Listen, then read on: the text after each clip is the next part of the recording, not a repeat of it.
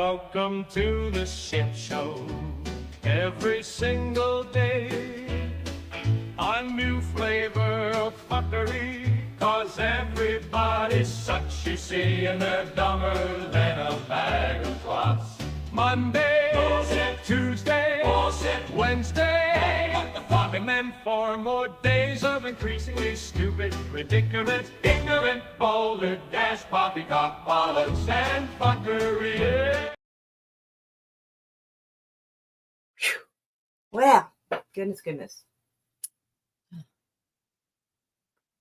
I tried to cut the stories down to like 6 or 7 stories to talk about, but there's so much shit going on all at one time that like we have a little. What in the hell is that sound? Hold on a second. There is like a cat walking on metal or something, making weird thumping noises. What the fuck am I hearing? Huh, get out there. Get off the paint can, you fucking weirdo. Go.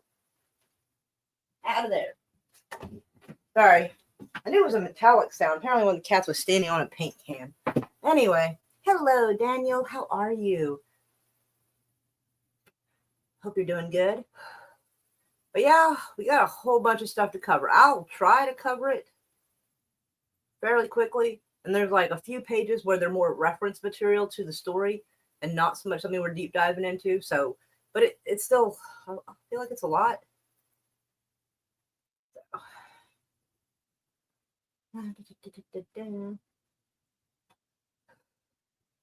I guess we'll start with the talking about the drones in Jersey.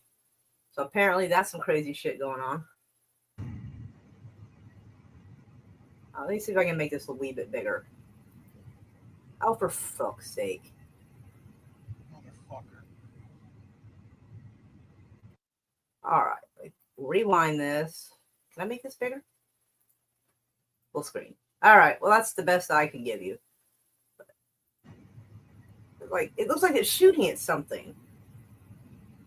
It's got the blinky lights that you would expect from some FAA regulated aircraft, but it seems to be shooting something.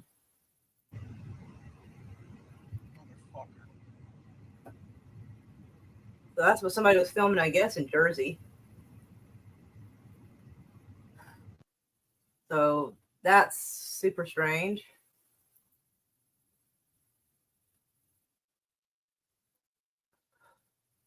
That's what I wanted to share.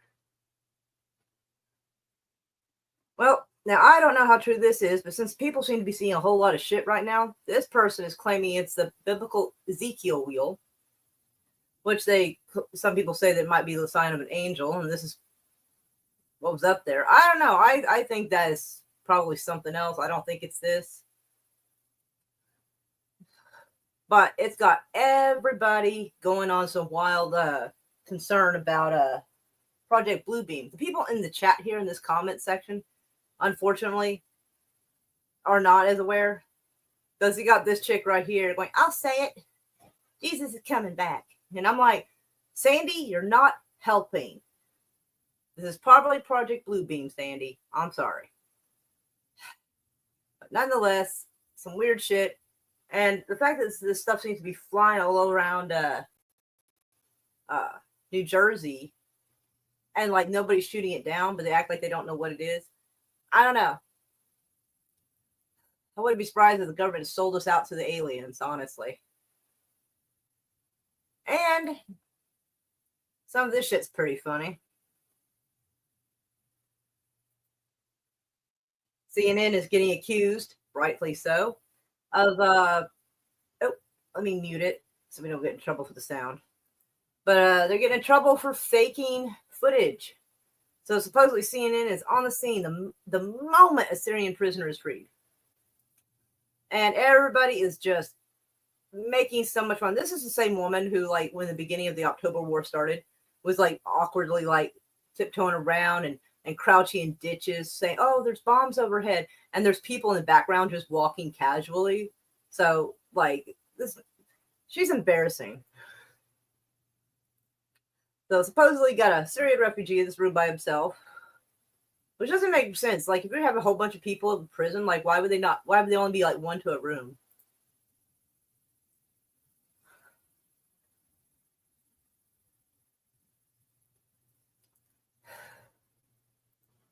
move this along because it's taking a while to show himself. And somehow he manages to have clean clothes, clean face, clean hands, a fresh haircut, mind you, clean, well-fitting clothes. Like, yeah.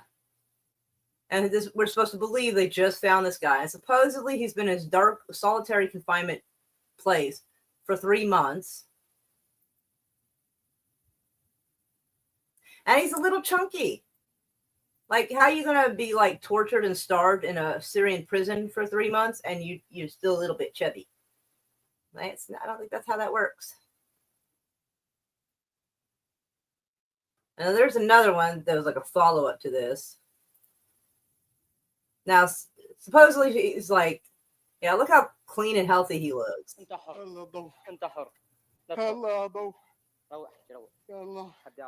Mute it. So he's acting like he hasn't been out in the sun or been outside in ages.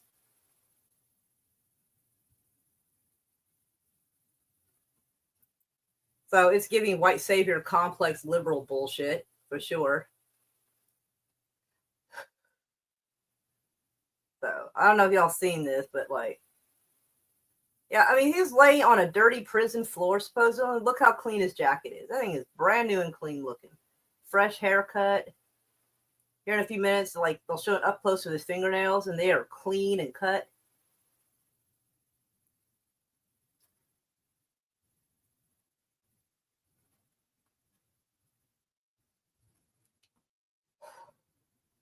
I mean, you should see it on Twitter. It is some of the funniest fucking comments you can imagine. Like, they're just ripping up CNN. This is CNN posting this, and this woman who's getting, golly. Actually, I kind of want to see what they're saying to her, truth be told. I want to see how much they're making fun of her for this. All right. Let's see the comments on this. We're not buying any of this. I'm sorry, but setting up stories is not the same as journalism. You should stick to CNN and get off X. You're pathetic and a bad actor. More lies and propaganda. She's just getting ate up. This is all staged. That prisoner release was the worst acting job I saw in a long time. Like, it is absolutely funny. The tweet, it's got a reader's note attached. This is clearly staged. There's no way a person in prison who's in darkness could look wide-eyed at the sun. His jacket is clean, new haircut, clean nails. Yeah, they're just ripping this woman apart, and it is the funniest fucking shit. So, now I don't know what the story is with people who were in prison, if there were any, but like they were long since cleared out, and they put some people in there to stage, a rescue for us to see, and it's such a bad acting job. It's fucking oh this one is great. You're gonna love this. Because I think this is great. Let's get this heard. مدور على بابا. بابا هون حدا قال له انه هون بصيدنايا حبا انت شو اسمك Now this kid's an okay actor, but the math is terrible. حبيبي عمر. شو عم تساوي هون؟ مدور على بابا. بابا هون حدا قال لك انه هون بصيدنايا؟ ايه مدور على. Yes, I'm looking for it with my uncle. Like, I don't know what it is. من ايمت ما شفت. How long have you not seen your father? صار لي 14 years. 10 سنين. قديش عمرك انت؟ How old are you? أنا 10 سنين. 10 years old. How the hell have you not seen somebody in 14 years and you're only 10?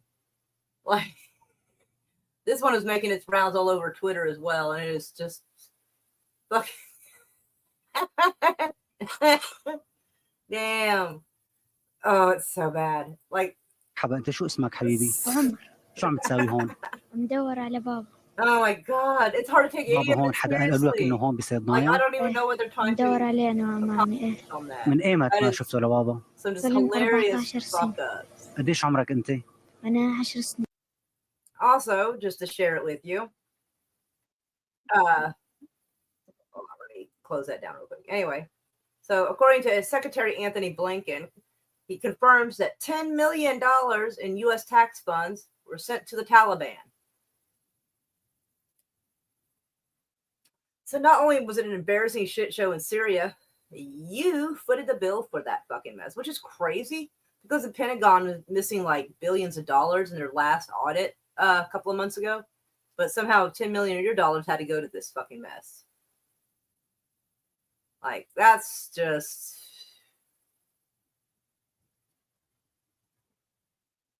yeah. This is in 2022. Taliban accuses U.S. of usurping Afghans' frozen assets. Yeah, that sounds about right. That sounds like some shit they would do. So I wonder if, like, yeah, they're wondering if there's any chance that that money went to paying this mess. I can't imagine the government holding on to money very long without spending it, so probably not. This is like some of y'all fresh tax dollars went to this.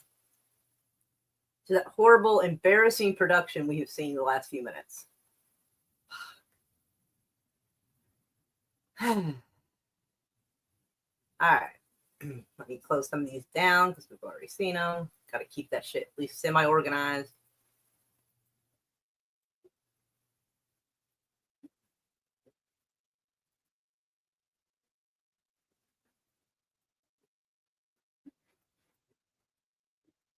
This TikTok that I will be showing you in a minute is going to a different story, and we'll save that for in a second. Oh, hello, hello. Oh my goodness. Hello, Biggerford. How are you?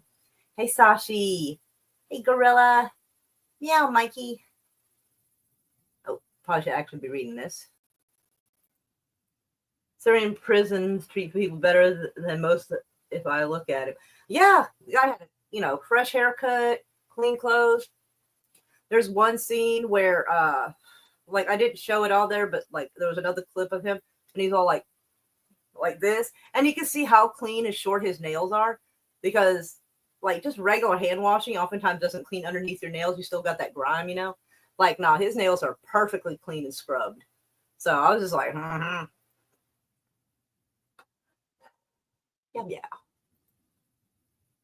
I once bailed a dude out, and he looked worse, right? That's what I'm saying. I think there was a chance that maybe there weren't as many people in prison, or it wasn't as bad as they said it was, so they had to make a production. Because honestly, like, if you're telling the truth, you don't need to lie. If everything you said is true, and people are being treated bad, then there should be plenty of footage. You shouldn't have to, put on some kind of weird ass fake production for it. That tells me that everything we've been told is a lie, although most of what they do tells me that. Hey, Fry TV, how are you? So glad you're here.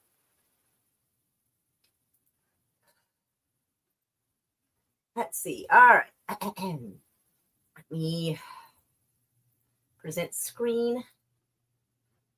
All right. All right. All right. Move that thing. There we go. That bugs the fuck out of me. Right? They must be giving out manicures and haircuts and like spa treatments at that place. Like I said, that dude's coat was clean. That was like brand new. You ever had a coat that had some fur on it or some fluff lining, and it starts to get kind of drab looking, the fluff does. Like, it has to be clean and brushed to keep it fluffy. That dude's collar of fluff was like fresh. Like, it was properly kept. Aw. Glad you are here. You're awesome. You're all awesome. Anyway, let me go over here. Now, I've tried really hard to make a nice mismatch of like domestic news and Middle Eastern stuff, instead of having just look like I'm only slamming the Middle East. Even though there's so much going on, it's hard not to. But I tried my best, and then I try to trim it down a little bit, Anyway, the feds did not incite January 6th insurrection, probe finds. Really, what probe was that? Was that the feds investigating themselves, was it? Pushing back on conspiracies. Oh, come the fuck on. An independent watchdog probe uncovered no evidence. I wonder who that was, that independent watchdog. I wonder who that was. Uncovered no evidence that federal agents were involved in inciting the January 6th assault on the U.S. Capitol, according to a report released Thursday, undercutting years of baseless claims spread by far-right political figures. Yeah, because, they're acting like we didn't see some of this shit on TikTok. That people were, like, talking to security that was there going, hey, stop them from breaking the windows. Why aren't you stopping them? Like, I don't have that video on a thumb drive somewhere. Bitch, please. I've seen it. I've seen it. And independent, let's see. All right. Far right political figures who have alleged the FBI played a significant role. I think it was Homeland Security. I don't necessarily know if it was the FBI. I don't put it past them. But something I saw a while back, and I have no way to reference it at the moment, implied that a lot of it might have been Homeland Security doing it. The long-awaited report by the Justice Inspector General, Michael Horowitz, found no evidence that the FBI undercover employees were present, which is weird, which is super weird, because some asshole had to go in front of a committee and admitted they had a bunch of undercover agents there, and they couldn't even answer how many when they were asked. But they had a whole press conference. It was like literally on TV. In fact, we go over there. Dozens of FBI confidential sources on the ground at January 6th riot, says Department of Justice Inspector General. Well, that's fucking bizarre. Hold on, Inspector General. Department Inspector General. Well, fuck me. That seems confusing. Am I taking crazy pills? Like, y'all seeing what I see, right? Feds did not incite, acting like there was nobody there. They're acting like, yep. Who've alleged the FBI played a significant role. Well, they're kind of acting like, oh yeah, here he is. Found new evidence. The FBI undercover employees were there. Dozens of confidential sources on the ground. Now, ain't that some shit? Like, I assume you see this too. Trump Vance transition senior advisor Jason Miller reacts to the claims that there were multiple FBI sources present in January 6th. This feels fucking bizarre to me. Like, I feel like I'm taking crazy pills or something, you know? So my ads are in Norwegian because my IP thing is set for Norway. Anywho, but while the report confirmed that there were 26 informants, okay, so yeah, now they're saying there was 26 informants there, but up here they want you just to read the headline and just go with that and not read further in. So they're trying to make, there's no evidence that undercover employees, were there, like, really. And then they kind of was. So 26 informants in Washington, D.C., who were dubbed within the FBI as confidential human sources, or CHS. Horowitz uncovered no evidence suggesting that any of them were instructed to join the assault. Bullshit. Like, maybe they weren't advised to do it, but they probably did do it. And a lot of people who were there who didn't even do anything were getting arrested. So I think it's wild that these guys aren't. Moreover, the Inspector General's report found that 3 of the confidential informants were specifically tasked by the FBI field office with reporting on suspects in specific domestic terrorism cases who were believed to be attending events on January 6th, and one of them entered the Capitol during the riot itself. Okay. So some of the regular people who just went into the Capitol, like, were arrested for trespassing. So now they're saying that one of them may have actually gone in during the riot itself, which, if you are going in with a crowd that's rioting, you are considered part of the riot storming place, are you not? Okay.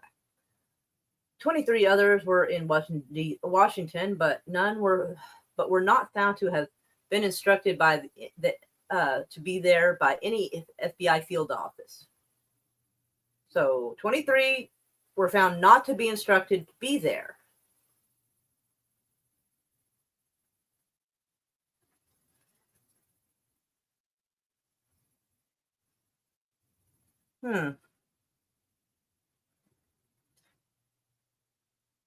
Okay.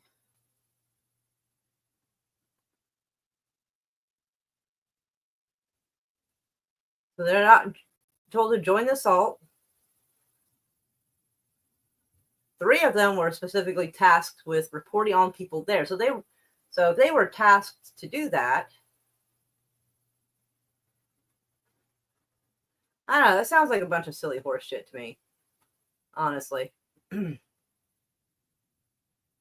that article, which I wish I could play, but I can only see this part here, and it doesn't let me fix the captions. But now this part, we looked at this article a while back, and I found something was just weird about it, and it was bugging me. And now I know why it bugs me. Because archaeologists uncovered exciting inscription at biblical Mount Zion. And it's supposed to be this mess right here. An inscription found in biblical Mount Zion in Jerusalem has revealed a previously unknown relationship between the two nations. Well, turns out that's absolute horseshit. There's this kid on TikTok who specializes in weird shit like this, actually. And I will play it for you. I have to stop screen and then share screen so that way you can specifically hear the video. Let's make sure we get the video nice and big for you. So that's the video, or that's the little thing we just saw in the article. We found what they claim is a 500-year-old bull from the Ming I Dynasty. hope you can hear it. I barely would can. be the earliest Chinese inscription found in the country so far. But my spidey senses have never gone off faster, and I think these people are lying. The dating is based off of the style of the fragment, putting it to around the mid-16th century, but I wouldn't trust such a dating based off of just the lack of detail that we have about the piece, as well as its small size. So let's take a look at the inscription. It's composed of 4 characters, Yongqing Chengchuan, which the team has translated as, "We will forever guard the eternal spring." But this reading is based off of an incorrect translation of the character Qing, which actually means celebration. So it really means eternal celebration and everlasting spring. This was a commonly used quan, or signature, used on pottery from the imperial kilns during the de facto reign of Empress Dowager Cixi, who ruled from 1861 to 1908, 300 years after the dating from the archaeologists. And I couldn't find any Ming Dynasty porcelain that contains that phrase, only ones from the late Qing. But take a closer look at these pieces. Notice anything? The signatures all use a red pigment, whereas the fragment in Israel uses a blue one. I went on multiple Chinese websites to try and find an explanation, and they mentioned that multiple imitation pieces were made decades afterwards in the early Republic of China. So in my personal opinion, I don't think this fragment comes from the Ming Dynasty, but is a 20th century copy of earlier imperial pottery. Well, that's good enough for me because that kid knows more about that kind of shit than I do. So, there we go. Oh, hello, Scissors. How are you? And welcome. Glad you are here. All right. So, yeah, I found it pretty suspicious that they keep finding archaeological stuff that just seems to fit their narrative and like nothing else. But I'm glad that somebody was able to poke a hole in this and show that this was actually not as old as they were as Israel was claiming it was. So, yeah. So most likely a 20th century replica. They probably put there, I guess, to try to make it look like, hey, look, we've been friends for a long time, you know. So, yeah. I knew it rubbed me the wrong way. I just didn't know why. And I was really glad I found that video. So I was able to show y'all. Anyway, so this silly mess right here. Fucking Google is going to be the end of us, I swear to God. Google says it appears to have accessed a parallel universes. Of all the things, it has to be Google. I really feel like we should not try to mess with parallel universes. I feel like this is not a goal we should be doing. We are in this universe for a reason. We probably shouldn't try to fuck around with other ones. We don't even take care of the universe we're in. We should not be trusted with others. Well, let's see what they're fucking causing for us now. Google has made an eyebrow-raising claim, saying that its new quantum chip may be tapping into parallel universes to achieve its results. Well, that's just upsetting. Do they have like a Wi-Fi signal or something over there for the computer to communicate with? Or like, I don't know how that works. The search giant recently unveiled an a new quantum computer chip dubbed Willow, which on a specific benchmark, at least, the company says can outperform any supercomputer in the world. Willow's performance on this benchmark is astonishing. Google quantum AI founder Hartmut Nevin wrote on a blog post announcing the chip, it performed a computation in under 5 minutes that would take today's fastest supercomputer 1,025 to 10 septillion years. Now, I'm no mathematician, but I think septillion is like 24 zeros or some fucking shit. It's fucking ridiculous. On this mind-boggling number exceeds known timescales in physics and vastly exceeds the age of the universe. It lends credence to the notion that quantum computations occur in many parallel universes, in line with the idea that we live in a multiverse, a prediction first made by David Deutsch. Man, I really do not feel that the people in charge of us are smart enough or sensible enough to have access to things like this. I really don't. Deutsch is a physicist who laid out his multiverse hypothesis in a 1997 book called The Fabric of Reality, in which he suggests the quantum computer's calculations take place across multiple universes at the same time. Put another way, Google is suggesting that its chip is so fast that its computations may have taken place across parallel universes, a bombastic statement that unsurprisingly drew plenty of skepticism online. One day, calculations Willow has tasked to solve wasn't really anything useful to anybody. The particular calculation in question is to produce a random distribution. A German physicist and scientist communicator, Fabian Hausfelder, tweeted in a response to Google's announcement, the result of this calculation has no practical use. Damn. They use this particular problem because it is formally proven with some technical caveats that the calculation is difficult to do on a conventional computer because it uses a lot of entanglements. That also allows them to say things like this would have taken a septillion years to, on a conventional computer, etc.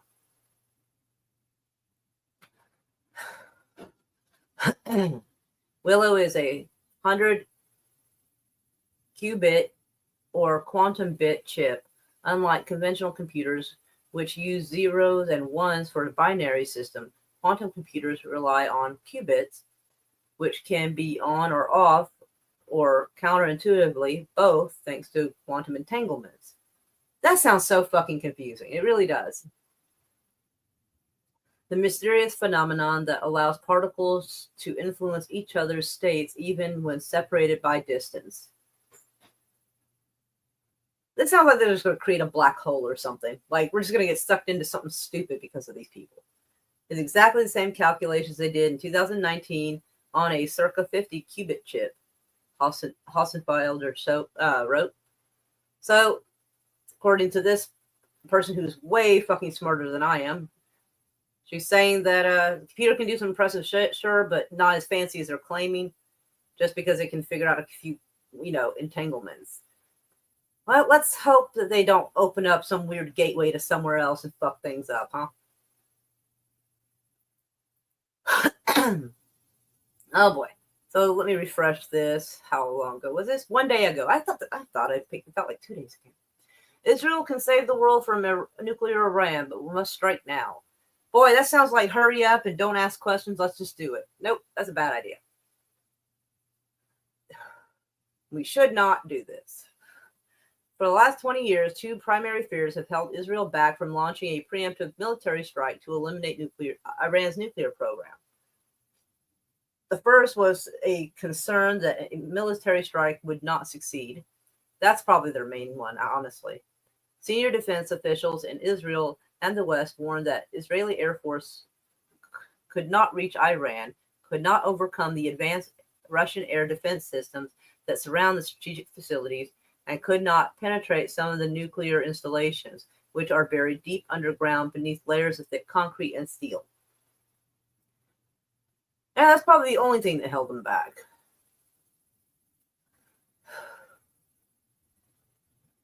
The second fear was the practical price Israel would pay if it attacked. Iran is believed to have about 2,500 long-range ballistic missile capable of striking Israel. Hezbollah, until recently, had an arsenal of 150,000 missiles. I just imagine they still have a shit ton. If 150,000 is correct, they have not fired 150,000. So there's no way that they put too much of a dent in that. Hamas had around 40,000, and the Houthis in Yemen have hundreds. Lastly, there are a regime of al-Assad in Syria, which also, until recently, was in possession of hundreds of Scud missiles and several tons of chemical weapons. You know, they always like to use the term chemical weapons or weapons of mass destruction. I guess they stopped using weapons of mass destruction phrase because we got so burnt out with the Afghan and Iraq war when they use that as an excuse to invade. So, and I think it's wild because they're saying that, Assad had lots of Scud missiles and several tons of chemical weapons, and yet didn't use a single one to protect Syria from invasion. Seems odd. I mean, if they accused him of using chemical weapons on his own people, why would he hesitate to use it on people invading? Does not seem like something he would have done. Hey, fuck you, cat. My cat just fucking hissed at me for no reason. Fuck off. No, get the fuck out of here with that. Love you, bitch. Sorry. My cat's an asshole. Anyway, I put my foot near her and she freaked out. These fears are no longer relevant. In October, for example, more than 100 Israeli Air Force aircraft, including advanced F-35I, flew more than 2,000 kilometers and struck more than 20 targets throughout Iran. The targets included some components of Iran's missile and drone production infrastructure, as well as Iran's 3 remaining S-300 surface-to-air missile systems. Okay. I covered this back in October when it happened. They claimed that, and they made it sound like it happened in one night, that 100 Israeli aircraft, 100 of them just going across the sky, bombing Iran, and none of those planes were shot down. And they had 3 surface-to-air missiles and didn't use it on any of their Israel's planes? That sure sounds fucking suspicious. They claim all these weapons these people had that they went up against, and none of these type of weapons they're bragging about destroying were ever used against them. Because if I had all those, I promise I would have put a dent in whoever was flying over my land. So it seems pretty bizarre to me. In the strike, Israel not only knocked out Iran's ability to defend itself, but also destroyed its regime's ability to repel future attacks. This means that Israel would have free reign in Iranian airspace, which is why I'm kind of suspicious of how they allowed that to happen in the first place, allowing these to get taken out. So that's why I'm having a hard time. I'm more likely to believe that maybe they just didn't have those weapons in the first place. Because how the hell is Iran, which is supposed to be big and bad, had all these kinds of fucking things and didn't take out one single plane? Come on now. I mean, 100 of them, 100 of those aircrafts. I mean, shit, you could have just blindly shot up and eventually hit something. Anyway, and let's see. While the question of whether Israel's Air Force can penetrate some of the fortified Iranian installations remains, insight of the ability was provided in September when Israel eliminated Hezbollah's leader Hassan Nasrallah in the operation called New Order. Sounds creepy. Dozens of Israeli aircraft dropped more than 80 tons of munitions on a deep and heavily fortified bunker in Beirut, leading it to capsize. Being able to carry out this type of attack, dropping one bomb after another in waves of precise and repeated airstrikes, is an important skill that has been honed by Israel to penetrate bunkers. and will work just as well in Iran. Now, again, I think it's interesting how none of their aircraft are getting shot down attempting to do this. That's why I feel like we're getting lied to about a lot of what's going on. They claim all these enemies are going after have all these fancy weapons, and yet they occasionally just get a missile thrown at them once in a while. Come the fuck on. They just want to make those weapons sound fancy, so they sound like they've got great skills.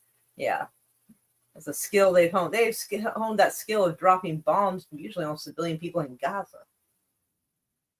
Fear of potential retaliation has greatly diminished as of last week. Hamas, Hezbollah, and Assad regime were both supported by Iran, partially to serve as a deterrent against Israel and to make Jerusalem understand that if it ever attacked Iran, it would come under unprecedented missile barrages. Up until a few months ago, Israeli military officers were predicting that Hezbollah could fire up to 5,000 missiles a day anywhere inside Israel. And interesting, and this is no longer the case, but what I find interesting is if they had the ability, if Hezbollah had the ability to fire 5,000 missiles a day inside Israel, but they didn't, you got to ask yourself why. That's why I think they vastly overestimated the weaponry that Hezbollah had. Because if Hezbollah is there to wipe Israel from the map, why did they not send 5,000 missiles a day? Because they did not. According to one article I saw, I think in October, approximately 50 to 100 missiles were fired from Hezbollah to Israel. But this says they could have done, and that's total at the time, not 5,000 a day.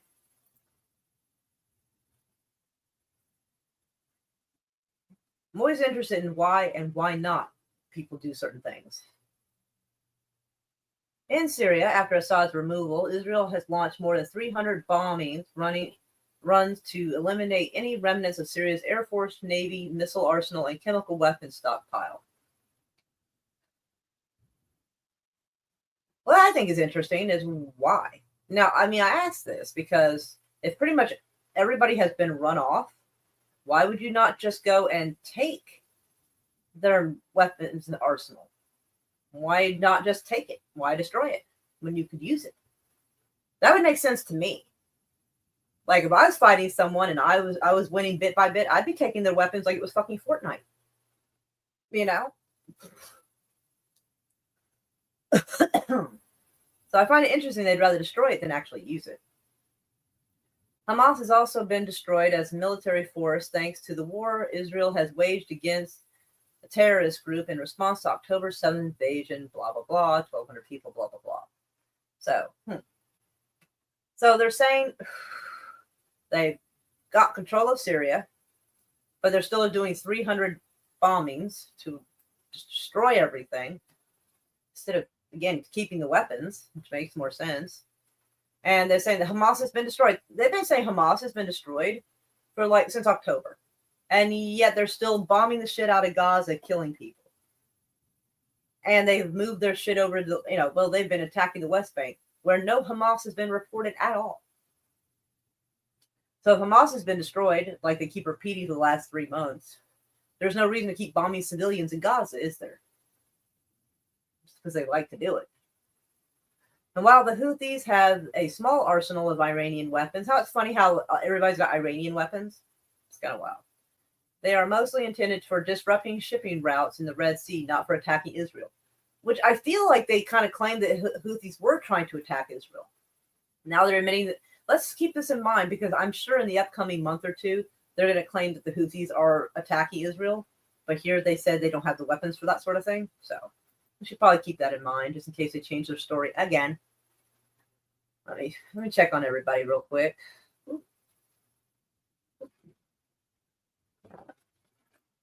I'm doing all right. Had a bit of a scare last night. My daughter got hurt in an accident. She has discovered the world of motorized skateboards. And despite us, me and her dad telling her, hey, please go buy a helmet. She's the one that she bought the skateboard. We did not buy that for her, mind you. I would not buy my daughter something that I would be afraid to use. you know. So yeah, she it's, I think the word contusions, like I think that's cuts and stuff and abrasions. She's got her face hit, mark between the nose or on her bridge of her nose, temple swollen up on the right side. Her right eye has developed black eye. She's got road rash on her side, and a piece of skin missing off her palm about the size of a quarter. So, I knowing that my daughter's okay now, I'm doing better. But last night I was not okay, and I'm still kind of recovering from that, I guess, which is probably more than you were actually asking for. But I felt like venting about that. So, all right, I think you may be going off the deep end a little. Oh well, you know, it happens. Quantum mechanics is not the multiverse. I was just reading the article.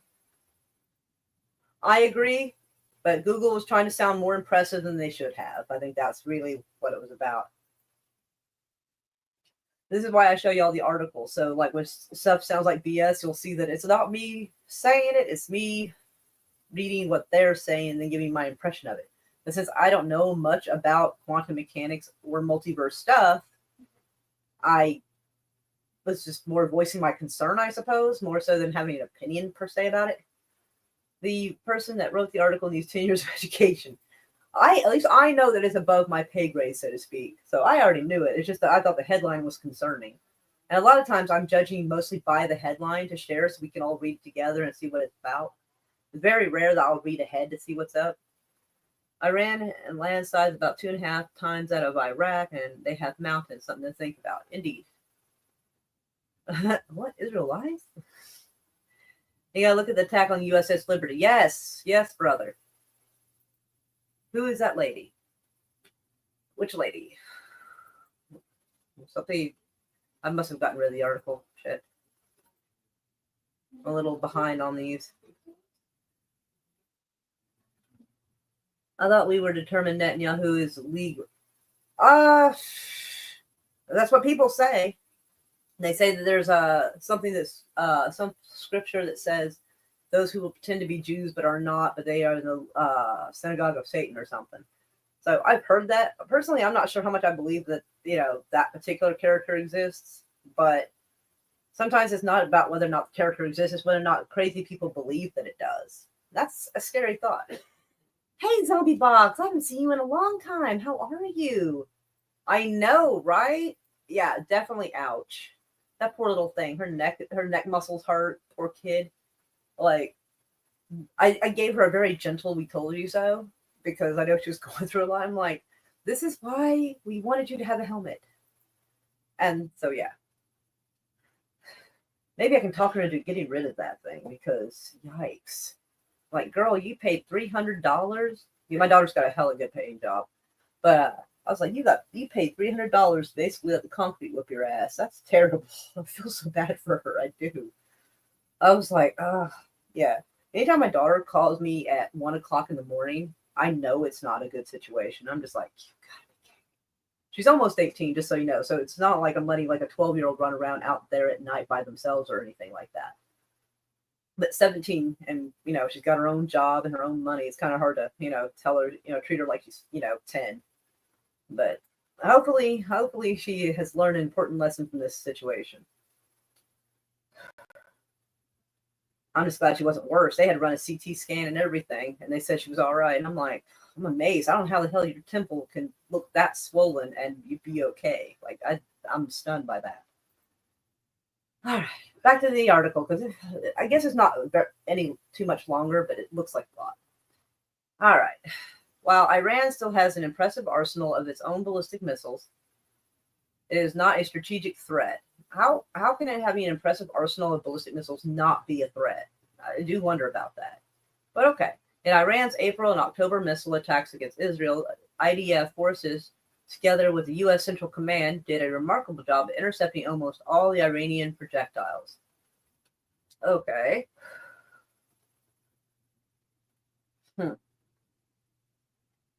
So, if they're saying that Iran is not a strategic threat, then why do they want to go and bomb Iran and attack them? I thought you were supposed to only attack people who are actually a threat to you. So, I don't know. Makes you wonder what the end game is, but I assumed, stupidly perhaps, that the concept of war is to make sure the other person cannot do war on you. So if they're not a strategic threat, it seems kind of wild they'll still go after them. They're claiming, they got nuclear, but they've been threatening for like 20 or 30 years that Iran's nuclear program this, their nuclear program that. For the last 30 years, they've been using the same old tired excuse.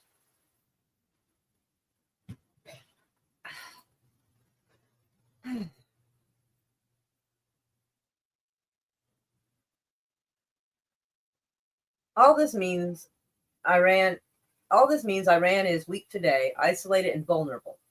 Israel, whether on its own or in coordination with the United States, has a unique and historic opportunity to, for once and for all, remove the primary threat it has warned about for more than 20 years, Iran's nuclear program. Okay, I guess I should have read ahead and I would have realized it was covering what I was talking about.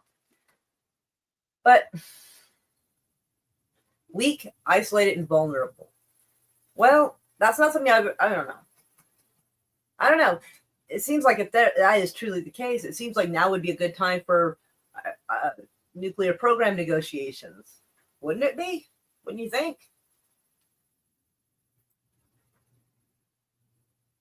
This window of opportunity is not unlimited. If Israel or the U.S. fail to act, Iran will rebuild its proxy armies, and it will continue to fortify its installations and could easily take the final steps toward a nuclear bomb. If there were ever a time to act, it's now. Well, this sounds like absolute pro-war propaganda. Like, oh, the boogeyman, he's gonna get you. He's gonna do this. He's gonna do that. They've been threatening the same thing. If we don't do something right now, they're gonna have a bomb. And that is what they've said for the last 30 fucking years, or is it more than 20 years they've said this about this country. If they were going to have a nuclear bomb, they would have done it by now. In fact, they may have nuclear weapons. And if they do have nuclear weapons, it means they've had all these nuclear weapons and they did not use them on anybody. See what I'm saying? They're trying to push a sense of urgency to make people act without thinking. That's what they want. They want to scare people because scared people make bad choices. They don't want you to think you have time to sit and think about this and play this out and be like, all right, what are the pros and cons of this? They don't want people to think. They just want to scare you into complying. That's really all our government likes to do. So, fuck the U.S. government is bullshit. And the fact that it was like, even the U.S. doesn't help. It's like, fuck off. We shouldn't. I don't think anybody should have nuclear weapons, quite frankly. Not Russia, not Israel, not us, not nobody. So this I thought was interesting.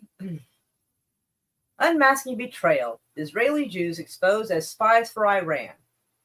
Something deep in my heart tells me that this is not the case. They're probably protesters because Israel decided they were going to start marking protesters as terrorists. Kind of like they've been trying to do here in America, us. Depending on what you're protesting.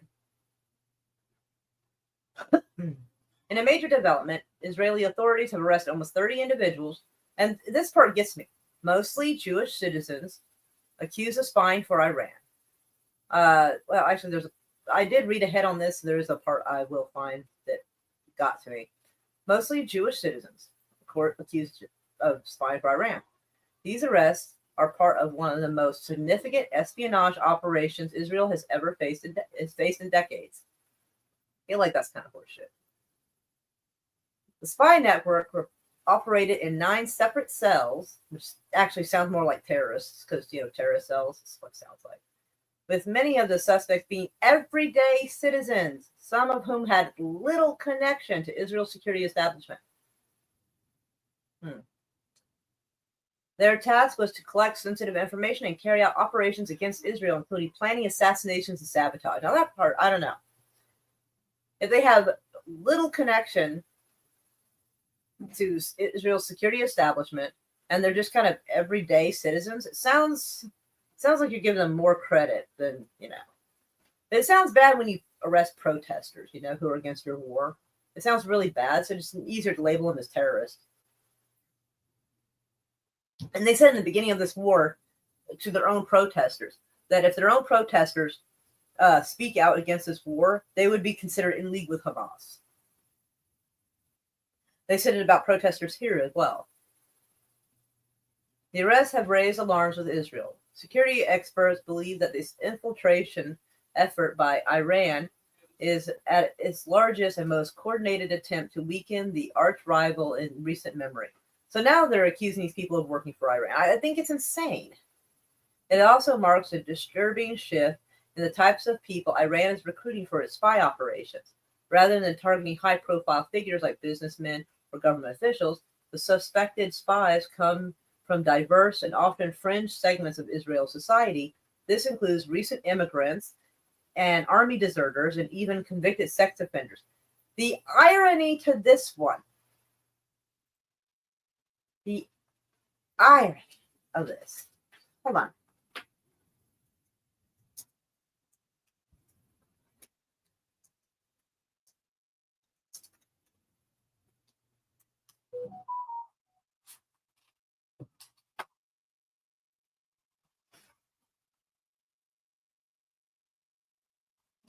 The audacity that they're like, they have this going on. How Jewish American pedophiles hide from justice in Israel. Israel is a safe haven for pedos from all over the world. Yep. Tip of the iceberg. And this is their own publications, mind you. Haaretz. It's not CNN or ABC News. This is their own publications saying this. Tip of the iceberg, how foreign sex offenders find refuge in Israel. Yeah. I mean, CBS covered it too, of course. Exposing pedophilia and legal failures in Israel. Diaspora pedophiles increasingly use Israel as a haven. And they're sitting here acting like the pedos are the problem. Well, yeah, the pedos are the problem, but Israel's the problem because they have allowed this. They have allowed legal loopholes for pedos from all over the place. Just basically say they're Jewish and they can go hide and be protected from extradition for their crimes. Jerusalem Post is tired of this shit. Israel needs to stop being a haven. So, yeah. They're trying to freak us out by going, oh, this is the kind of people who are, turning against us. No, these are the people you allowed in. You don't extradite sex offenders. You give them safe haven where in your country, and then you're going to try to use them as a scapegoat for your stupid shit. Bruh, no. Should have put them in jail a long time ago. Then they wouldn't be doing this, or you couldn't accuse them of it. The accused spies were allegedly involved in a range of activities aimed at undermining Israel. Among the planned operations was the assassination of Israeli nuclear scientists, and a former military officials. One of the spy groups focused on gathering intelligence about Israel's military bases and air defenses. Some were also tasked with gathering information on military activities at the Golan Heights, an area that is strategically important due to its proximity to Syria. The investigation revealed that cells took on seemingly harmless assignments such as spraying graffiti on walls and vandalizing cars, kind of like protesters do.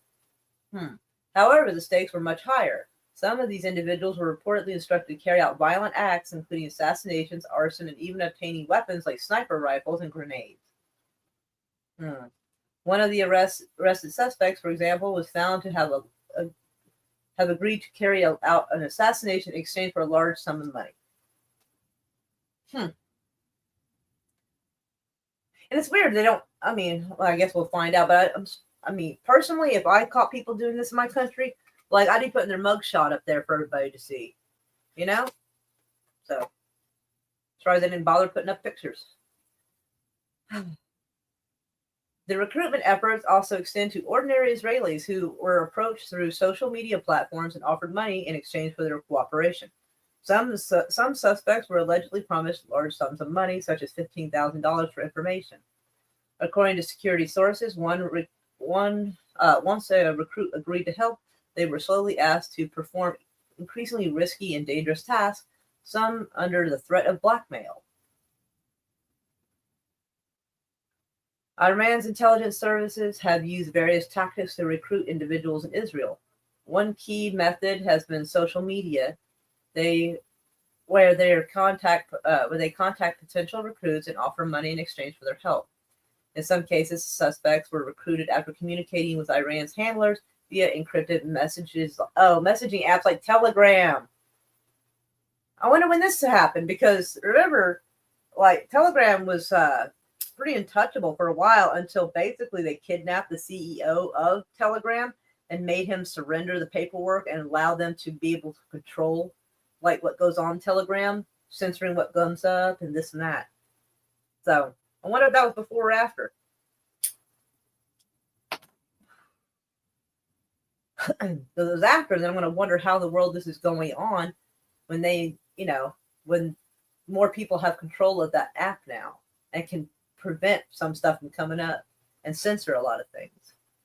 So it does make me kind of wonder. The investigation also highlighted a role of a certain vulnerable group in Israel, including members of the ultra-Orthodox community and immigrants from the Caucasus region. Several of the suspects were said to be from the communities, making it clear that Iran recruiting efforts were broad and targeted a wide range of people from different backgrounds. Well, equal opportunity employment, hey?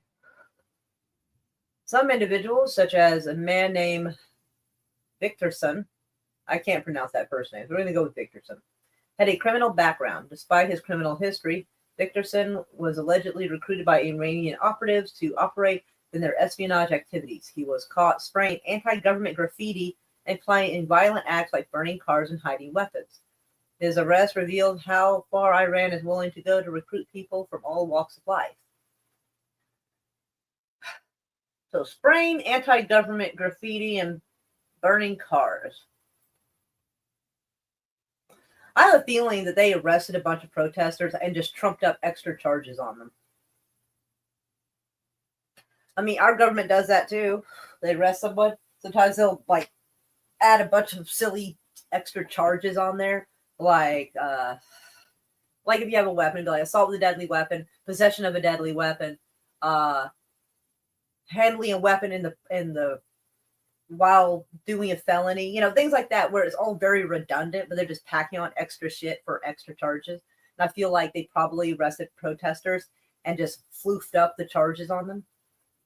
Because who's gonna go check?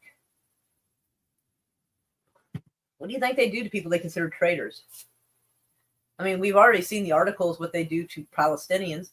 I mean, they've been repeatedly getting, exposed for raping Palestinian prisoners. I'm pretty sure they're not going to be much nicer to people they consider traitors. Israel's security services, including Shin Bet, the National Security Agency, and the police have been closely monitoring Iran's espionage efforts for the last 2 years. They have described the latest arrests of some of the most severe espionage activities Israel has ever faced. Really? Graffiti and burning cars is the most you've ever faced? Wow, that's amazing. I'll make fun of a little bit. The arrests come during a time of heightened tensions between Israel and Iran, especially with the ongoing conflict involving Iran-backed groups like Hamas and Hezbollah. In the response to the arrest, Israeli officials have made it clear that these operations were not just about preventing attacks on individuals or military sites. They are also served as a warning. Now, that part I absolutely believe, because if you want to keep people in control, you pick out a few and make examples of them. The Israeli authorities want to show both Iran and any potential saboteurs within the country that their actions will not go unnoticed. The high-profile nature of the arrests and the detailed accounts of the plots were likely to intend to send a strong message to anyone considering working with Iran. This unprecedented spy network operation is not only a wake-up call for Israel, but also an alarming reminder of the lengths at which Iran will go in its efforts to weaken the enemy.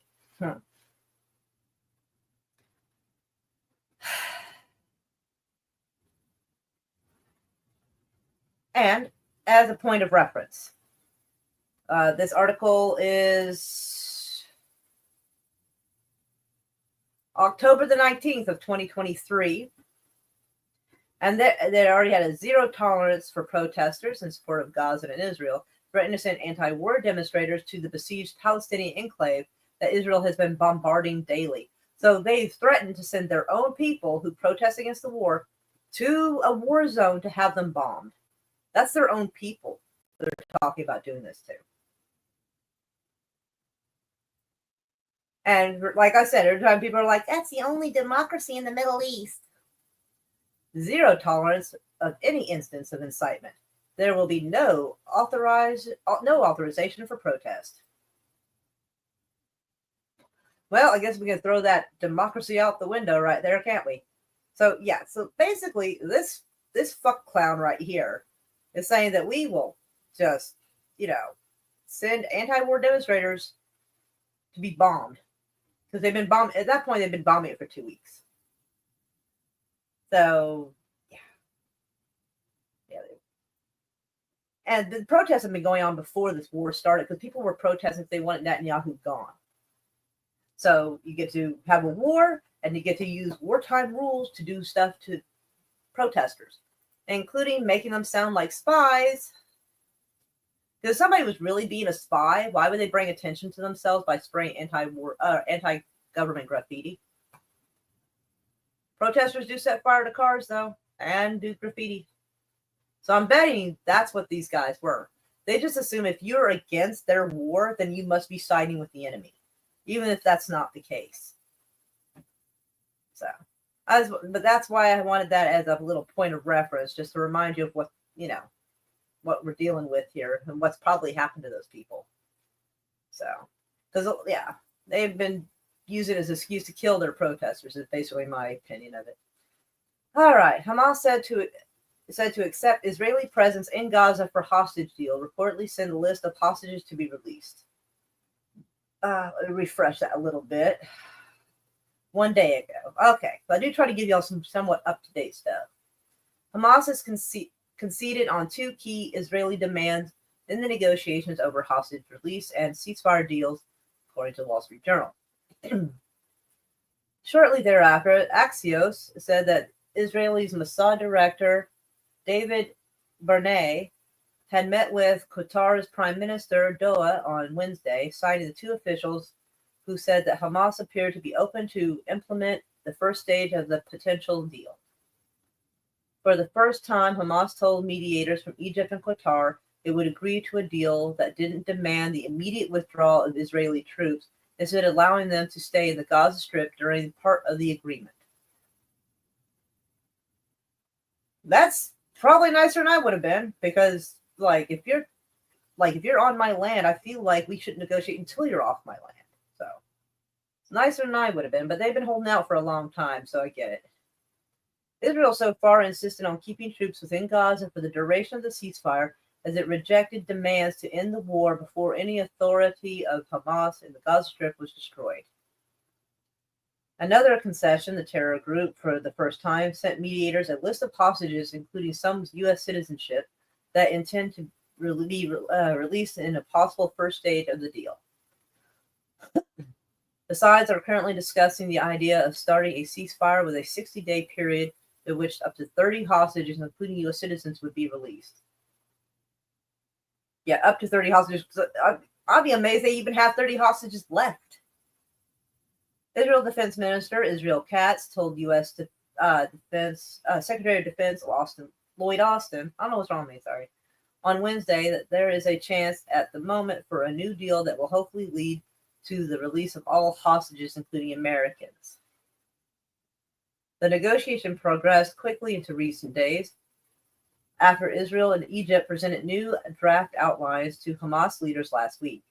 On Tuesday, IDF Chief of Staff Herzi Halevi, I guess, and Shin Bet Director Ronan Bar traveled to Cairo to meet Egyptian mediators.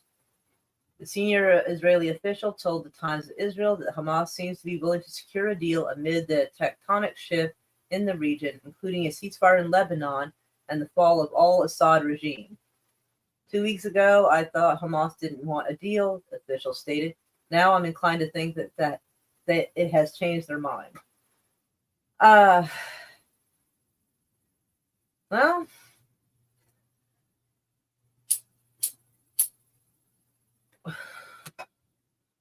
when you have 2 or 3 countries with insane amount of firepower bullying the shit out of everyone, you eventually do get what you want, I guess.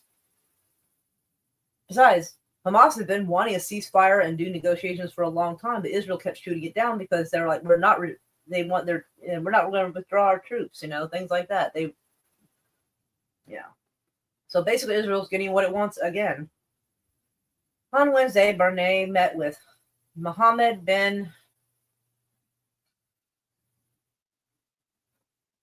Al Thani, Prime Minister of Qatar, which apparently resumed its mediating role, two sources familiar with the visit told Axios.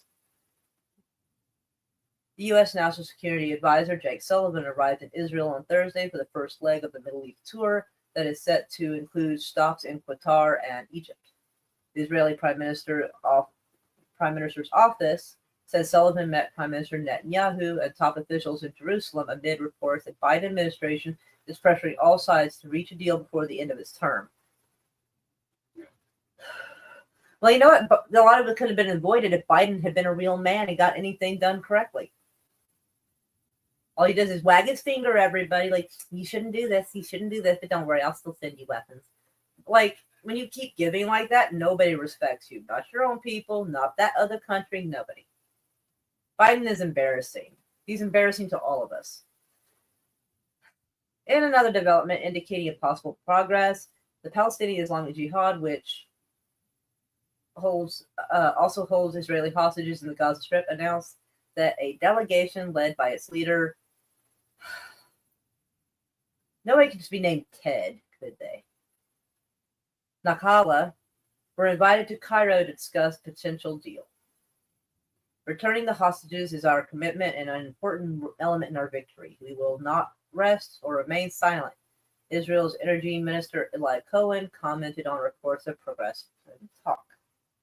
At the same time, we say clearly we have security control in Gaza that will guarantee us freedom to act against any terrorist nest. As part of the deal, we will not be allowed possible rehabilitation or allowing Hamas to come and do. Another October 7th. So basically they're saying that, with the ceasefire, we still have the right to, consider anything a terrorist and shoot it. So their idea of a ceasefire is generally they can keep shooting, but the other person is not allowed to fire back. That's so far seems to be the common theme I'm seeing.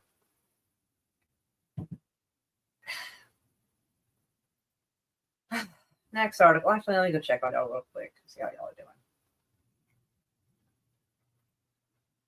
Oh, hello, Charlie Nuclear. How are you? I don't think I've ever seen you here before, but welcome. So glad you are here. All right, let me see. Get back to this mess and try to get it done quick.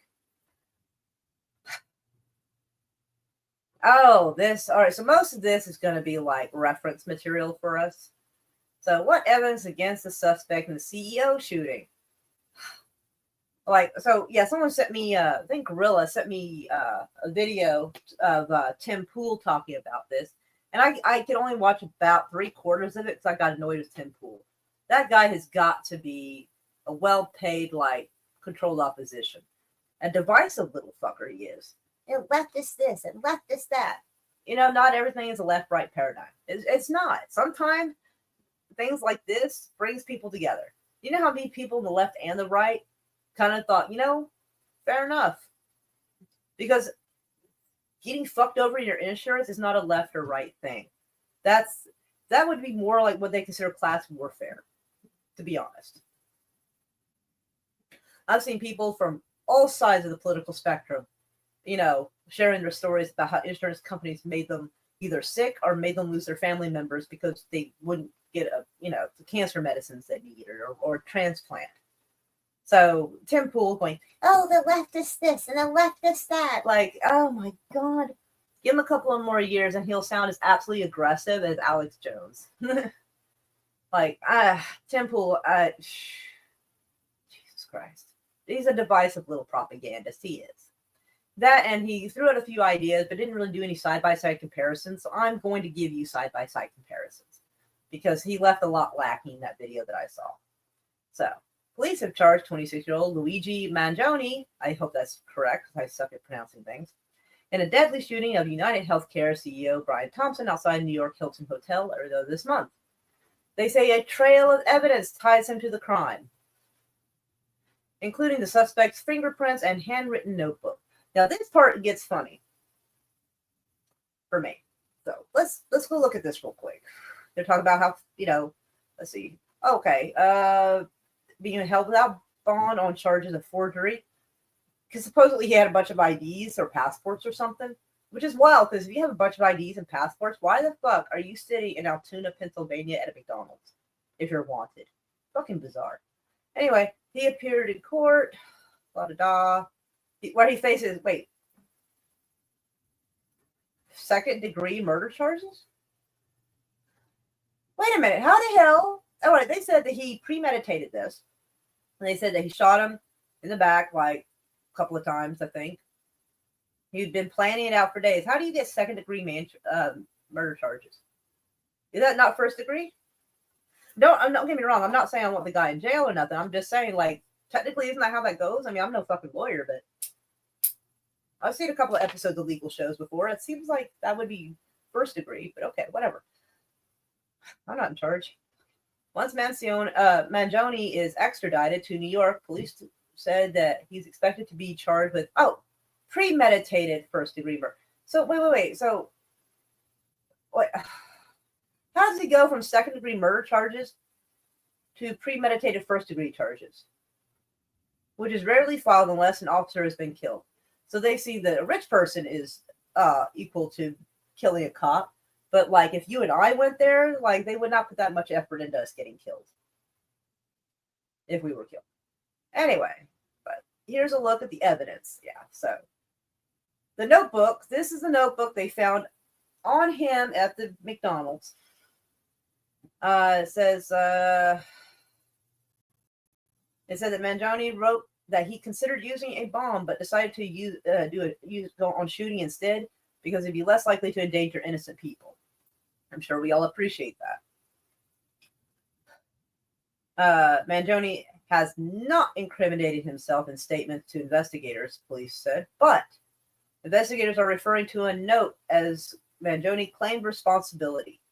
That's kind of bizarre. Because if you're claiming responsibility, you wrote this down, you're claiming responsibility, why are you just chilling in a McDonald's, with weapons and stuff on you? And when we get to the weapon part, the weapon part's fucking interesting. I think you're going to hopefully find this as interesting as I do. All right, so let's see. Some of the notes express his disdain for corporate America and the health system. I hear you, brother. In particular, according to the New York Police Department, that aligns with investigators' working theory about the suspect's possible motive for targeting Thompson. Okay, so they're using the fact that this kid has written in his notebook that he hates corporate America and our health system. That's pretty much most of America, dude. Police said that Mangione suffered a severe back injury in 2023 that led to an emergency room visit and surgery to replace screws in his spine. He posted images of the x-rays on his social media. Hold on.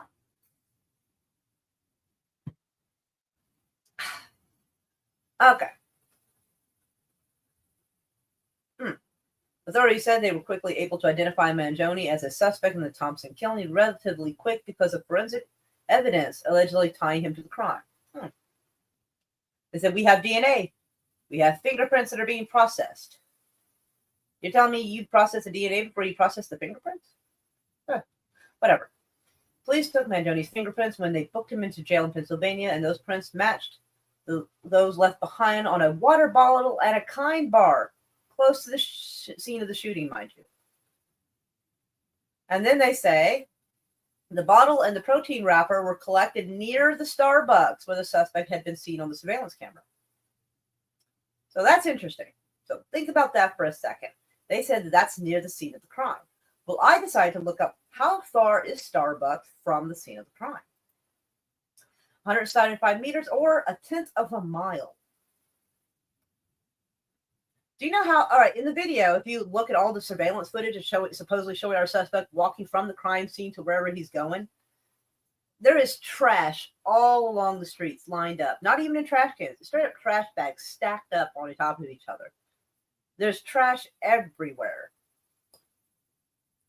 And so you're telling me you collected the sample, his stuff, his water bottle and his snack wrapper near the Starbucks, a tenth of a mile away from the scene of the crime.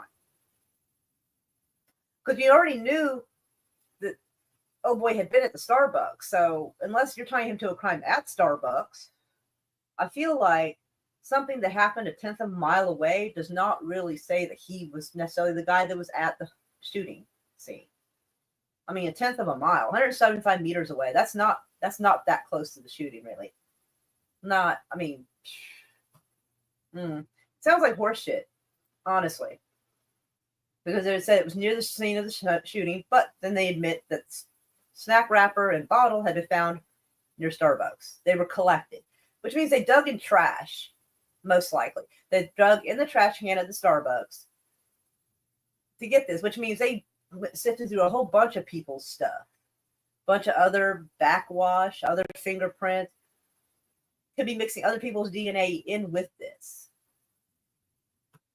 And now they're saying also Mangione is also a match for prints found on a cell phone recovered near the site. Well, what's their idea of near the site? Because they said that the Kind bar and the water bottle were near the scene, but they were 175 meters away from the actual scene of the crime. So when they say the cell phone was found near the site, what's their idea of close exactly? Was it also in the trash can with the other stuff at Starbucks? Now the weapon. This is my favorite part. The police said the 3D printed gun and suppressor found in Mangione's backpack at the time of his arrest is consistent with the weapon he used to shoot and kill Thompson. Now, I have a problem with this. Because one, I'm no expert, but this does not look like a 3D printed Glock.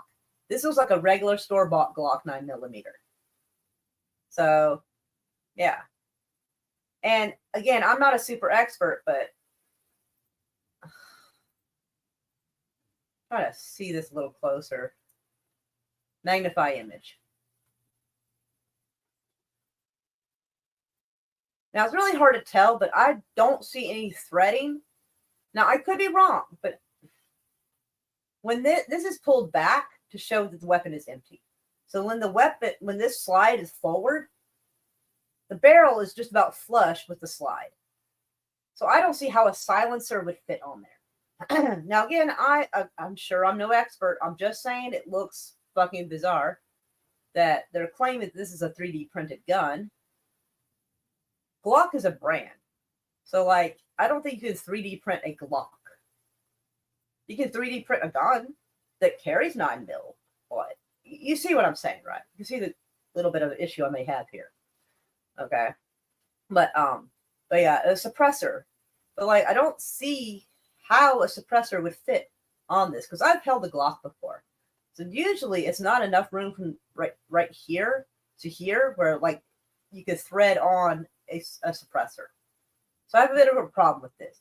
And if you remember when the news first broke, they had an experts plural, analyzing the footage.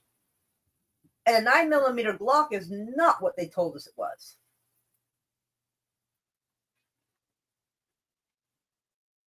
Where is it? It was a B&T Station 6, a World War II weapon that was commonly used for assassinations because they shot nearly completely silent and not easily attainable and requires manual cycling of ammunition. This is what they said was used in the shooting of Brian Thompson. It says it has a long barrel that enables it to fire silently. So you would not need a suppressor. And the type of weapon this is does not look like a Glock 9. It doesn't. So they were swearing up and down that this was the weapon that was used, and they were explaining how he was using it, why he was wasn't just rapid firing into Brian Thompson, because you have to cycle it every time manually. So they were swearing up and down that their experts said that that was the gun they had seen in the video in the assassination of CEO. But now they're saying that this gun matches the gun that killed Oh Boy, and it was found in the backpack, which is interesting because the guy's backpack was found in Central Park the same day. So you're telling me that this kid went and got another backpack and put a gun in there and basically some sort of confession note. And suddenly this has turned into this. I have a hard time with that one. Because if you're a legal expert, you're forensics expert on looking at a video and telling you what kind of gun this is, and somehow we went from this to this, I have problems with here. And I hope his lawyer rips this case to pieces.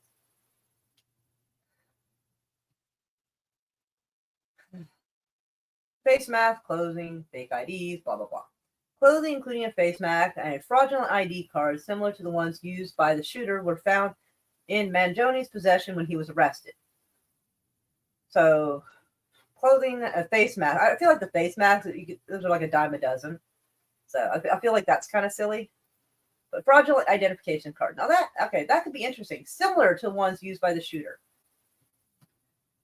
Unless you saw the guy pull the trigger and then hold a fake ID up to the camera, how do you know that the guy who was at Starbucks, who checked into a hospital with fake ID, is necessarily the same guy in the video, though? Because their stuff is just weirdly thrown together. The surveillance video and images of the suspects circulated widely in the aftermath of the shooting, captured the moments the shots were fired, as well as his earlier stops at the Starbucks store in Midtown, at the front desk of the hostel in the Upper West Side, where authorities believe he stayed. The suspect's full face was only visible in surveillance footage from the hostel, where images and videos showed him wearing a black mask and a hooded sweatshirt. Well, I mean, it's New York in the wintertime, so, I mean, I'm surprised they don't see more people dressed like this. Let's see, he had a fake New Jersey's driver's license on him, which is odd, because those are not easy to get. Like, this isn't the 1990s where it was easy to, like, get fake driver's licenses. Like, that's kind of hard to do now. So I find that a little odd. Well, which was consistent with the false identification police say he used to check into the hospital. Now, wouldn't it be interesting if the kid that they arrested did have fake IDs and had checked himself into that hostel? And he was at the Starbucks. But what if it's not the same person who did the shooting? Because they originally thought that the shooter had got on a bus and went to Atlanta. So that's kind of strange. We'll get to that.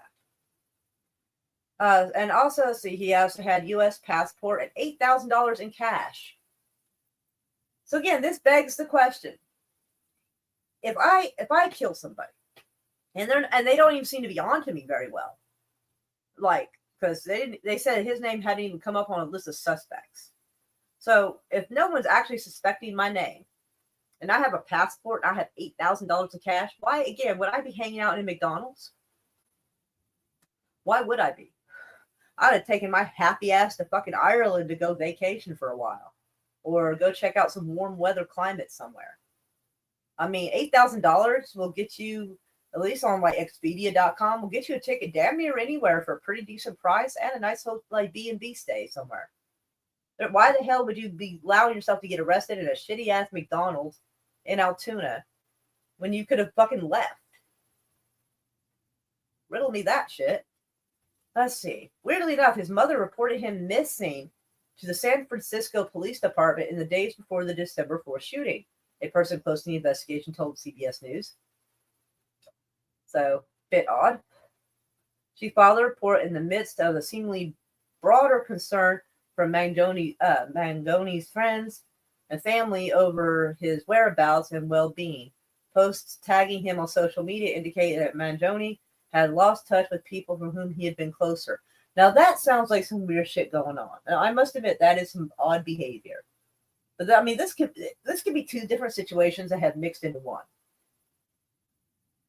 The guy they have arrested could easily have the fake IDs and money and passport, but why? And also, apparently, according to what I'm hearing in court, he's saying that the money wasn't even his. He didn't have any money in his backpack. That this stuff was planted on him. And it's not like we've never had a crooked judicial system. I mean, the crowd's going wild for this guy. Everybody's joking and photoshopping Mangione into everything, claiming, hey, he was with me that night, you know. maybe they felt stupid and thought, you know what, this is close enough. Let's at least arrest him for now.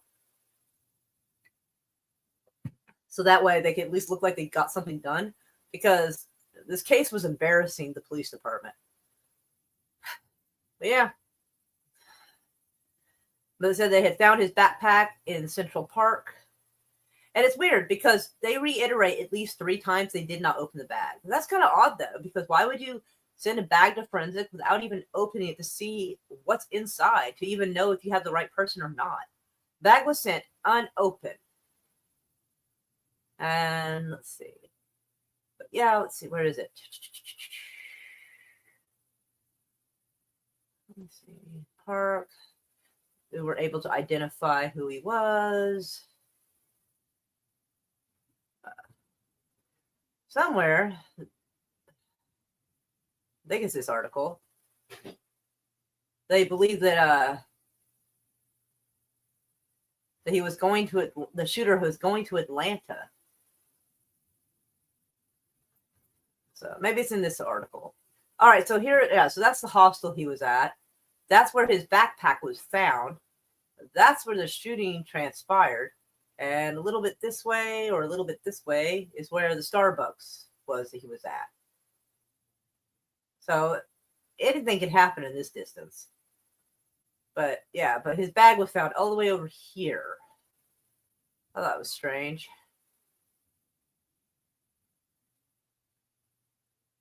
Yeah, right here it says water bottle and candy wrapper were found from the crime scene. But a tenth of a mile or 175 whatever it was away. What was the distance?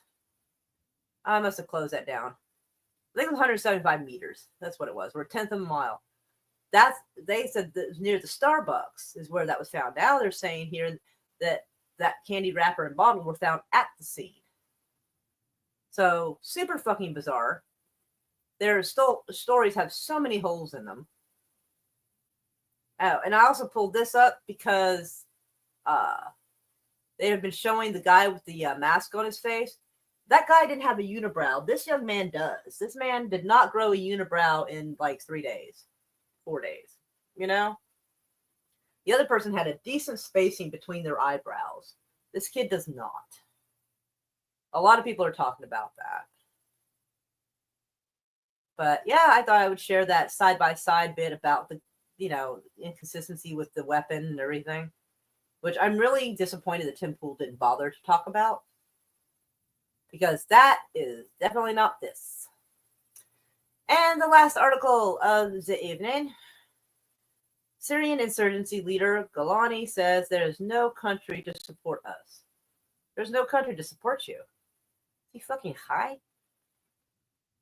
They keep spelling his name different, but Al-Jani, the militant leader whose insurgency toppled Syria's President Assad, visited a mosque he used to attend in the suburbs of Damascus on Monday, praising the efforts of fighters, but saying there's no country that supports us. Dude, the United States helped you do this. Israel kind of helped you do this, whether they wanted, they kind of admitted it. They were kind of wishy-washy on whether or not they were admitting it. So you had 2 countries help you do this. So that's kind of wild that he's claiming that now.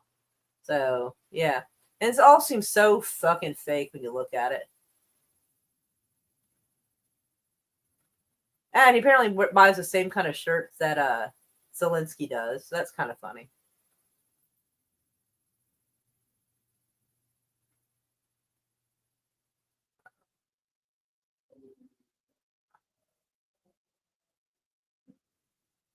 Let's see if we can get the captions on this.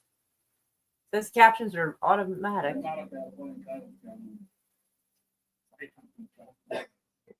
I might as well mute that because we can't understand that anyway.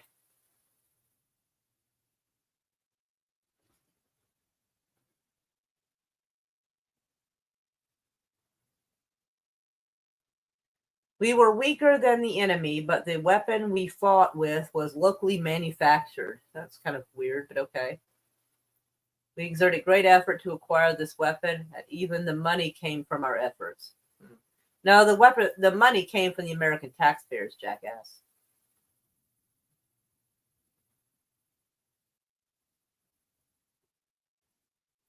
There was no country to support us. Oh boy, oh boy. He's trying to sound like a fucking drama queen, isn't he? But yeah. At some point, I guess in that same day, because the background looks the same, and around the same time, he was reported to have said something along the lines of they want to help Israel get rid of Hezbollah. Which is a really weird thing for Al Qaeda, ISIS types to be saying, don't you think? That sounds like some CIA bullshit to me. All right. Well, I think we got that all out of the way. Let's see. You helped me win Fortnite. I love that. Second degree, I assume, to keep him in jail. Some states have funny definitions of second degree. I guess so. But yeah, I think it's shitty that they had to like try to trump up a charge to keep him in jail. Like, if they're doing a good enough job, they shouldn't have that issue. Self-sucking may not be covered by insurance. Doesn't matter. The DNA places him nearby. The gun places him at the scene. But it's not the same gun, though. That's the whole thing. It's not even the same gun they claimed was used. They completely switched that up. And having your DNA a tenth of a mile away from the scene of a crime is crazy. Do you know how many people walk around within a tenth of a mile of that area? Thousands and thousands of people. How do you put a silencer on? It's press fit? That doesn't sound safe. It sounds like it pop off too easily. That's kind of wild. But still, to pop on, it needs some kind of ridge to pop on too. Wouldn't it? I think so. Meow, Miss Frosty. Hey, how are you? Yeah, where's Brett today? I hope he's doing okay. I hope you're doing okay. I think I got all of that out of my system. What is this? Oh, this is fucking hilarious. Okay, so if y'all know the history of how Israel was created after World War I, well, it started with the Balfour Declaration in the end of World War I, and the whole fall of the Ottoman Empire thing. It's hilarious because apparently Ben Shapiro is questioning the legitimacy of Syria as an artificial creation by the West in World War I. Does he not realize the irony to that? Because if there's any logic to play in any of that, it would also question Israel's legitimacy. Because the whole area was under the Ottoman Empire before World War I. So that's wild. Like, I don't know. Maybe I can mute this. Let's have captions, because be prepared for this audacity. It's crazy. We have to understand it as Syria is an artificial creation post World War I by the West, by the French, by the British, because of that, like many other states in the Middle East, is unworkable. So it's wild. So he does not realize that Israel, what he considers the legitimate Israel, is part of that, because they were all under the Ottoman Empire, and then after World War I, and then part of World War II. So yeah, like Syria wasn't necessarily like Syria like it is now back then. Like most of it wasn't. So he's saying these other countries around Israel don't count as legitimate countries because of this. The irony is unbelievable.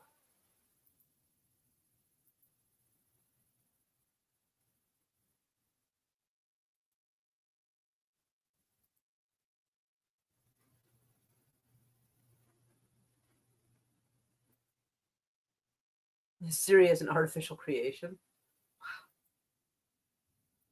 Wow.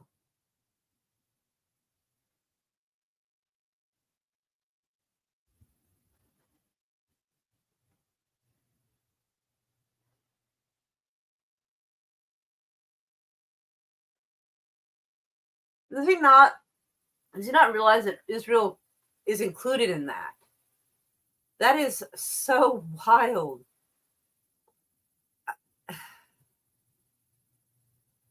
Like, I can't believe he can be this dumb. Like, how does he not see that for what that is? If he's saying that because it's an artificial creation of the West, that's what he's claiming Syria, that constitutes all the other stuff there too, wouldn't it? Iraq wasn't always called Iraq. You know, Syria wasn't always called Syria. Part of Syria was called Assyria back in the day. But, you know, oh my God. Is he on drugs? Because I think he's on drugs. I'm almost certain that Ben Shapiro is on something. Because that's crazy. Y'all saw that. Like, he's sitting there like saying that Syria doesn't count as a real place because the country is an artificial creation of the West. So is Israel. I'm amazed. I am absolutely amazed that he could sit there with a semi-straight face and a lot of fucking like eye makeup on and face makeup and fucking tell us that. Hot damn, the audacity is amazing. That's God. There he is. Oh, you got here just in time to see that last bit of craziness from Ben Shapiro. He said they're Syria doesn't count because it's an artificial creation of the West. Sir, sir, may I introduce you to the Balfour Declaration, my guy? Wow. Hot damn, he just gets dumber all the time. It's amazing. But, oh, he worked late last night. Oh, I'm sorry. Oh, he just got in. Woohoo. Yeah, he is. It is weird because, like, if you're going to be a lunatic, at least be an accurate one. He can't even do that. It's like he's just making up rules in his head as he goes along and just kind of making up stuff. Like, I didn't bother to go look at his actual Twitter. I probably should because, man, the comments would be eating him alive. That is so amazing. I couldn't believe what I just saw. I'm like, I had to share it with y'all. I shared a book review that was done on his book that was absolutely hysterical. He was laughing so hard. I bet. Fucking bad. Right? Craziness. Well,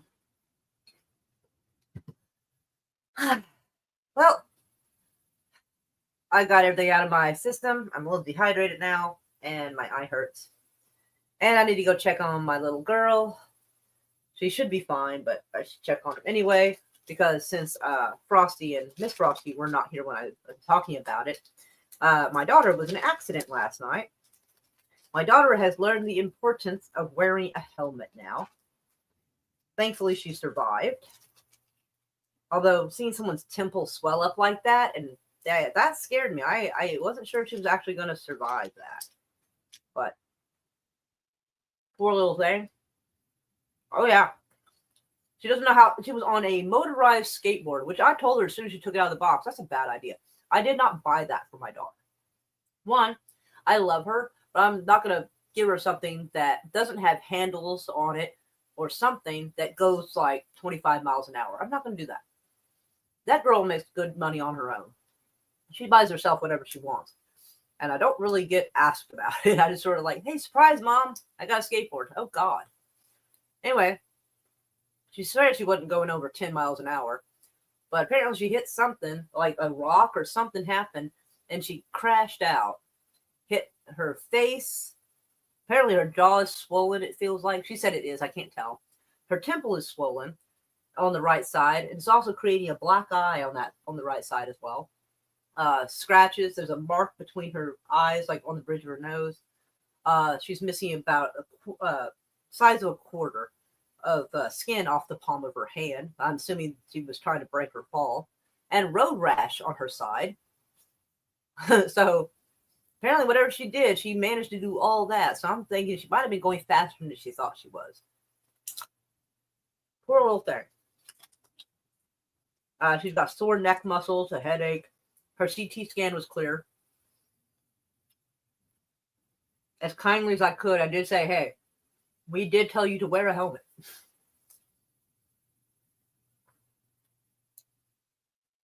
I feel bad for her, but she did learn that she is not 10 foot tall and bulletproof. I'm just glad she survived it to learn. Not everybody's that lucky. But even the doctor said that, that she was lucky. There's no sign of any kind of brain bleeds or anything that they find. So she could have been a lot more bad off. And I'm a little annoyed with her for doing that. To herself, scaring us. Yeah, when you get a call for your 17-year-old at 1 o'clock in the morning, it's never good. It's not. I thought they were at a friend's house. Clearly not. Anyway, yeah, I think, yeah, Brett is on my messenger. Like, I'll send you a picture because I don't necessarily want to put a picture out there in front of everybody. It'll upset her if she thought I did that. But, like, sending it to 1 or 2 people I know is different. Hey, Canada RV, how are you? I was just wrapping things up, and I'm so glad you're here. Oh, yeah. Yeah, the poor little thing. I still feel like she should probably go back somewhere and get checked out and make sure they didn't miss anything. But, yeah. Aw, I'm glad you're doing good. I know you probably mean, I don't know if you mean that the Southern way, but I sort of do mean both ways on that because, darn it, I told her, like, she was like, I'll be careful. Ugh. And we try to explain, Oklahoma is not well known for its good roadways, although they were in some kind of bike trail, I guess. I don't know. Anyway, poor little thing. But, meow, meow, Curtis. Y'all are all getting here now that I'm wrapping things up. What the fuck? Y'all are terrible. I swear. Biscuits. But, anywho, I guess I'll play our little song and I will go check on the baby and see how she's doing. Because even though she's 17, she'll always be my baby. So.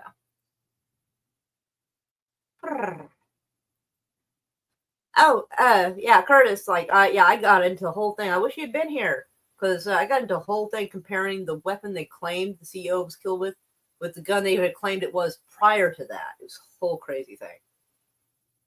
What is this? Keep an eye on her. Make sure to pay attention to symptoms, head injury. I know, right? I did explain that to her. And every once in a while, we do go in and check on her and make sure that there's somebody's always staying in the room with her. So almost always there's somebody nearby to check her.